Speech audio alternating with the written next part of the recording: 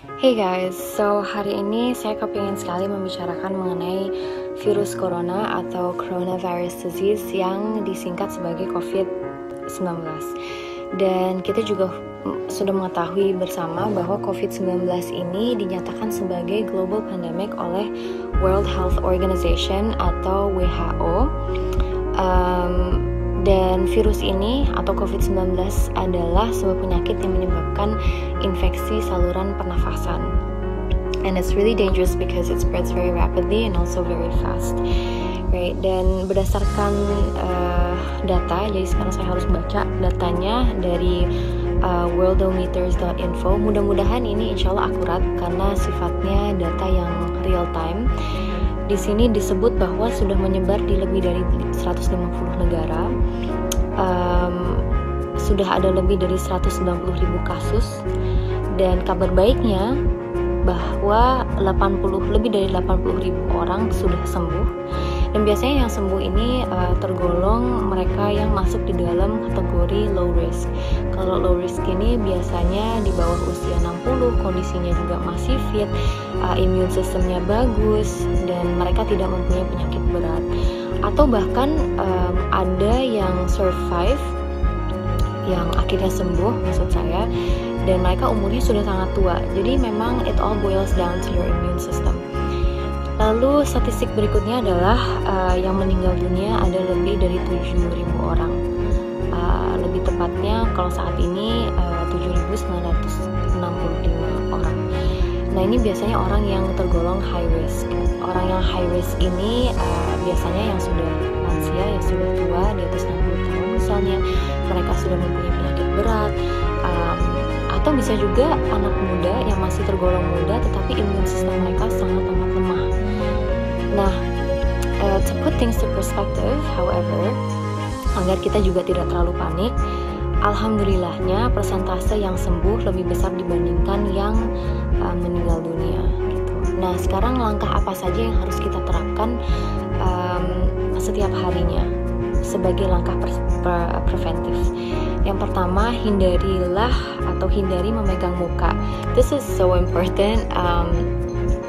Saya kadang-kadang juga lupa jujur, tetapi kita harus mengetahui bahwa ada 3 pintu masuk virus di badan kita, yaitu adalah mulut, hidung, dan juga mata. So avoid touching those areas. Kita juga harus sering cuci tangan dengan cara yang benar, juga menggunakan sabun. Bagi kalian yang beragama muslim misalnya, yang insya Allah salat 5 waktu, make sure kalian cuci tangan dulu dengan sabun sebelum wudhu dan tentunya sebelum beribadah. And you know what, while we're at it, saya juga ingin menghimbau bagi masyarakat agar untuk saat ini gitu ya, karena memang kondisi negara saat ini kurang kondusif, lebih baik untuk beribadah di rumah dulu, menghindari tempat-tempat keramaian, tempat beribadah yang ramai, karena belum tentu steril dan belum tentu dilakukan sterilisasi setiap harinya. So just a step of precaution aja, dan agar kita semua terhindari dari hal-hal yang tidak kita inginkan. Memang bertolak belakang dengan hati nurani ya, karena kalau misalnya sholat kan memang lebih enak sholat di masjid misalnya, tapi memang kondisi saat ini masih kurang kondusif. Dan ini langsung related terhadap apa yang dinyatakan oleh Pak Presiden tanggal 15 Maret tahun 2020. I'm going to read this out to you karena ini direct quote dari beliau. Beliau menyatakan, dengan kondisi ini sudah saatnya kita kerja dari rumah, sekolah dari rumah, dan beribadah dan ibadah di rumah. Dan arahan Pak Presiden ini sudah diterapkan oleh pemerintah daerah di beberapa wilayah di Indonesia. Saya berharap sekali bahwa memang sudah diterapkan di seluruh Indonesia. Dan satu langkah untuk melakukan semua ini adalah melalui social distancing. Social distancing is so important, dan saya kepingin sekali membahas mengenai ini khusus.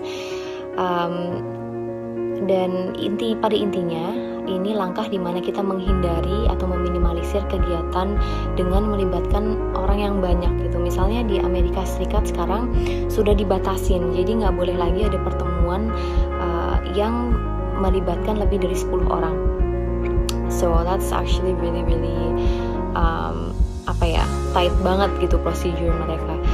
Dan semua ini dilakukan khususnya untuk memperlambat penyebaran virus corona.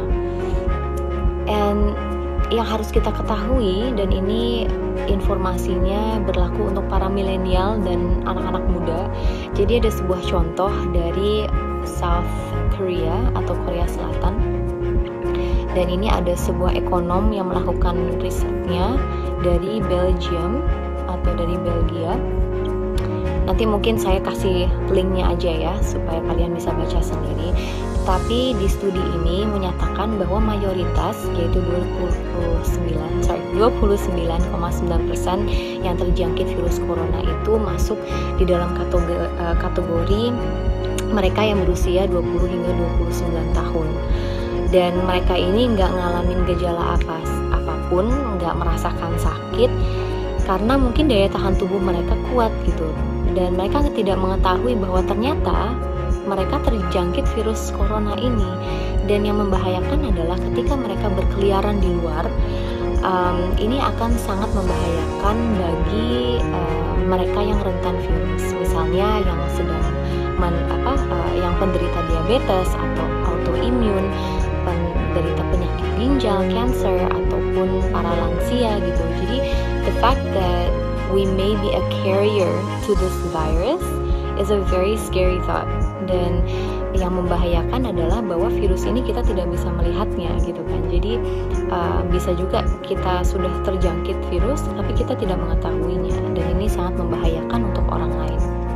Jadi kalau kalian mempunyai pilihan antara di rumah atau tidak di rumah, memang mempunyai luxury untuk memilih, tolong pilih untuk di rumah saja. Don't go anywhere, stay at home and be productive at home gitu. Ingat bahwa ketika kita memilih untuk social distancing, ini bagian daripada tanggung jawab kita untuk menyelamatkan bangsa dan negara Indonesia. I cannot stress this enough. Kalau kalian cinta dengan negara, kalau kalian peduli dengan keberlanjutan negara ini, populasi Indonesia, kita harus memilih untuk produktif di rumah, dan untuk benar-benar melimit waktu dengan orang lain gitu. Kita juga sudah melihat bahwa sistem sekolah di rumah sudah diterapkan di beberapa wilayah. Di dapil saya di Jawa Timur juga alhamdulillah sudah diterapkan.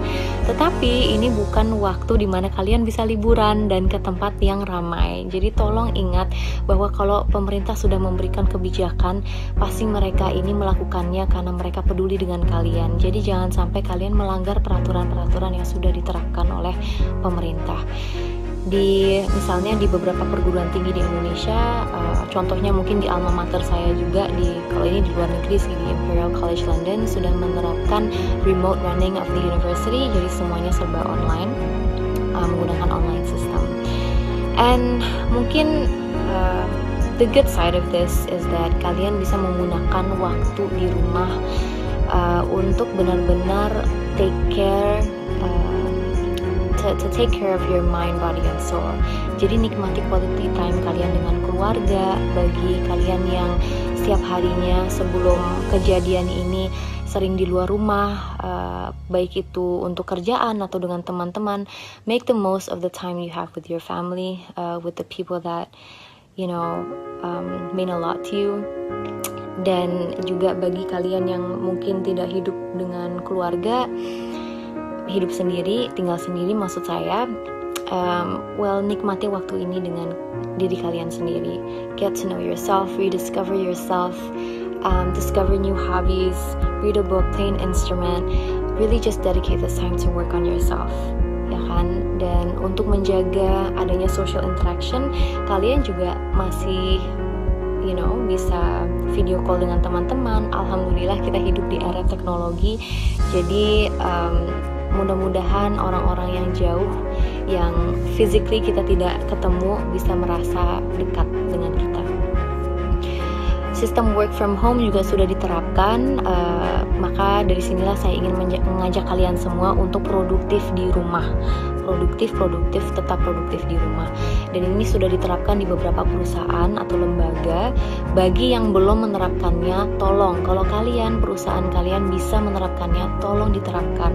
Karena ini merupakan melaksanakan tanggung jawab kalian terhadap negara. I cannot stress that enough. If you care, if you take care of your employees, then you are taking care of the sustainability of your business. Di DPR, alhamdulillah sudah menghimbau untuk work from home sejak tanggal 16 Maret sampai waktu yang belum ditentukan, tapi mudah-mudahan ini sebuah kebijakan yang baik untuk kita semua. Nah, pertanyaan berikutnya adalah bagaimana dengan masyarakat Indonesia yang tidak bisa bekerja di rumah? What can they do? Yang pertama, saya juga sadar bahwa tidak semua mempunyai luxury untuk tinggal di rumah atau bekerja di rumah.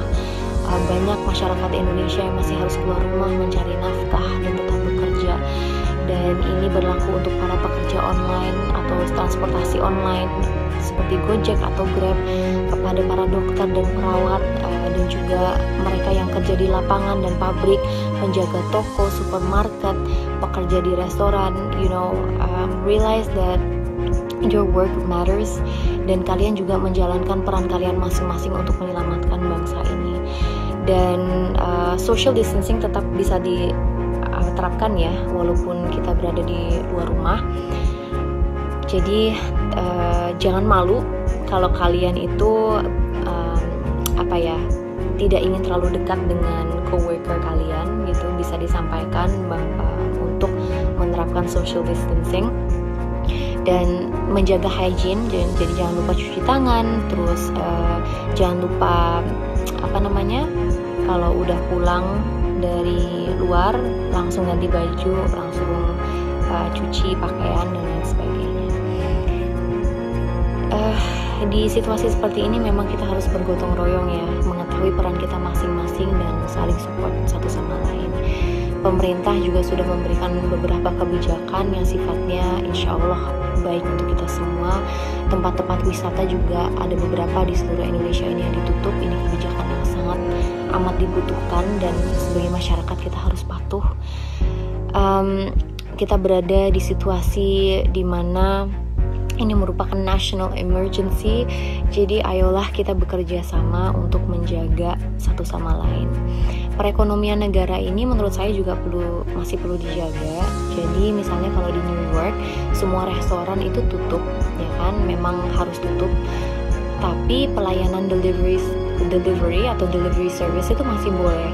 Jadi bisa juga diterapkan di sini, di mana kita tetap memberdayakan delivery service dari Gojek kayak atau apa. Dan tapi mereka juga harus dilindungi gitu.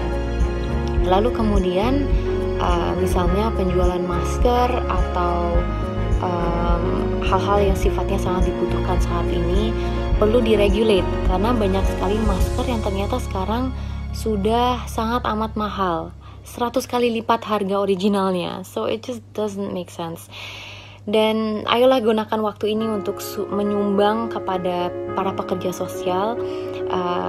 Ingat peran yang kita miliki, and jangan lupa berdoa, berdoa dan gunakanlah waktu ini untuk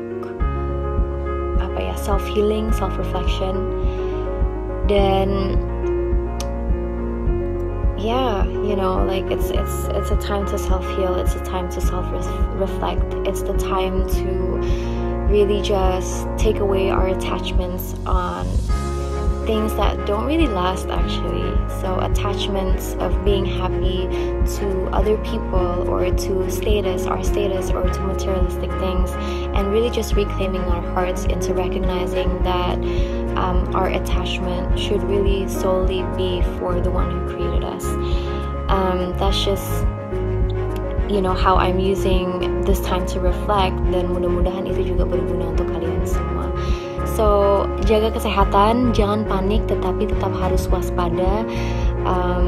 Take care semuanya. Insya Allah kita selalu dalam lindungan Tuhan